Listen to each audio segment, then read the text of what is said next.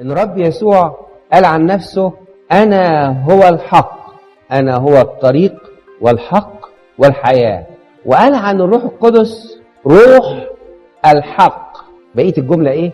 ان مدام هو روح الحق يبقى يشهد لي. مقابل روح الحق والعمل اللي بيعمله روح الحق فيه اتنين بيقاوموه.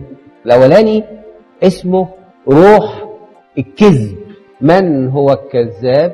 هو ابليس. ابليس هو الكذاب وابو الكذاب. والصفة الثانية اللي تخصه برضه انه روح الضلال.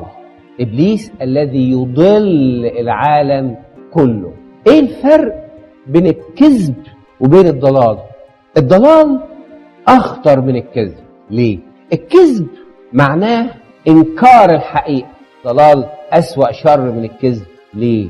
لان انا لما عرفت ان ده كذاب حطيت حاجز بيني وبينه. خلاص ده كذاب.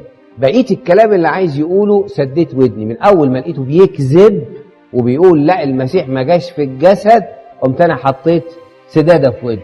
الضلال ليس كذبا محضا. امال ايه؟ الضلال هو انه يقول حتة من الحق ويكمل عليها بالكذب. مسيح ما جاش في الجسد، كذاب. مسيح جه ومش هسمع لك. قال لك طيب لا انا بقى هقول لك المسيح جه في الجسد وهقول لك كمان والمسيح اتصلب. خلاص اهو يبقى انا مش كذاب اهو. بس انا هقول لك المسيح جه في الجسد وهقول لك ان المسيح اتصلب وهقطع عليك السكة ببقية كلامي انك تنال غفران الخطايا بصليب المسيح. وماخدك من صليب المسيح اللي عليه المسيح شال خطيتك واروح متوهك فين؟ في سكة تاني.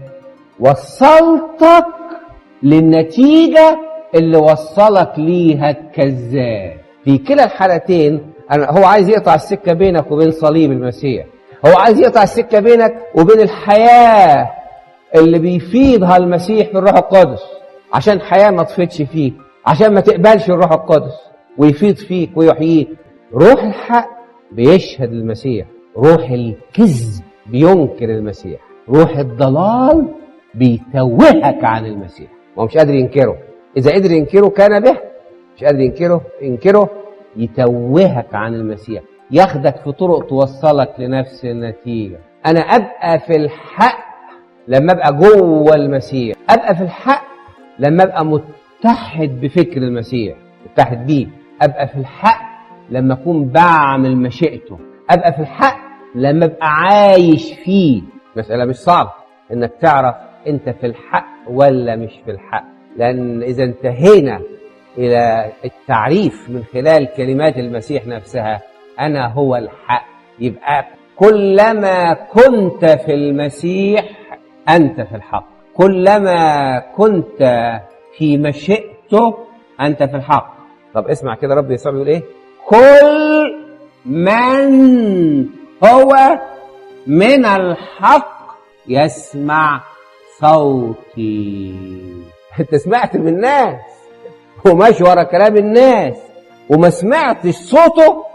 طب انت سمعت من الناس، طب والمسيح قال لك ايه؟ ما هو بيسمعش من المسيح. طب انا مش عارف اسمع صوته. اذا انت مش عارف تسمع صوته بص في الانجيل، هيفضل في الاخر ان كل من هو من الحق يسمع صوتي. وهيفضل الذين احبوا عمل الضلال، الذين سروا بالاثم فارسل اليهم عمل الضلال، اللي احبوه فيفضلوا تحت الضلال وتحت الكذب لانهم اختاروه واحبوه ولانهم اشتهوه. انا عايز اقول لك في الاخر انت ابن الحق ولا مش في الحق؟ انت تبقى في الحق لما تسمع صوته، انت تبقى من الحق لما تعمل مشيئته، انت تبقى في الحق لما تبقى عايش فيه، انت تبقى من الحق لما تبقى بتتكلم زيه، بتسلك زيه، بتتصرف زيه، بتتشبه بيه، لأنه كما سلك ذاك ينبغي أن نسلك نحن أيضا، تاركا لنا مثال لكي نتبع خطواته. المعيار مش تايه ومش بعيد. عايز تبقى من الحق، عايز تكون في الحق، هو الحق. لما تسمع صوته، لما تعمل مشيئته، لما تسلك كما سلك ذاك، فتبقى انت في الحق. اما يبقى غير كده يبقى انت بتخرج بره الحق. الحق هو المسيح. ادخل جواه واتحد بيه، واقفل ودانك من اصوات الناس لئلا تتوهك.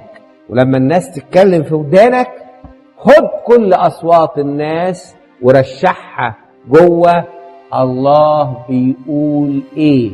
اللي الله بيقوله واللي موافق عليه خده، واللي الله ما بيقولهولوش ومش موافق عليه ما تاخدوش. وبعدين الايام هتمر، السنين هتمر، ومفيش كلمة واحدة الله اتكلم بيها هتنزل الارض. وكنا زمان بنتكلم عن احداث النهاية وما سيحدث، وجه اليوم اللي فيه النهاردة بنشوف ان اللي بيتكلم بيه الله كل يوم بيتحقق. المرة دي هنا والمرة دي هناك. مفيش حرف واحد، كلمة واحدة الله اتكلم بيها هتنزل للأرض. لكن زوال السماء والأرض أيسر من أن يسقط حرف واحد من كلامه. كل من هو من الحق يسمع صوت. فليعطينا الرب نعمة أن نختار في هذه الليلة أن نكون من الحق، نرفض صوت إبليس، ونرفض أصوات الخداع، ونرفض أصوات الخداع اللي جاية من الناس ومش من إبليس بس مباشرة، ونختار أن نتحد ونخضع ونطيع صوته هو وبس، بكل إصرار وبكل رفض لصوت الشرير. له كل المجد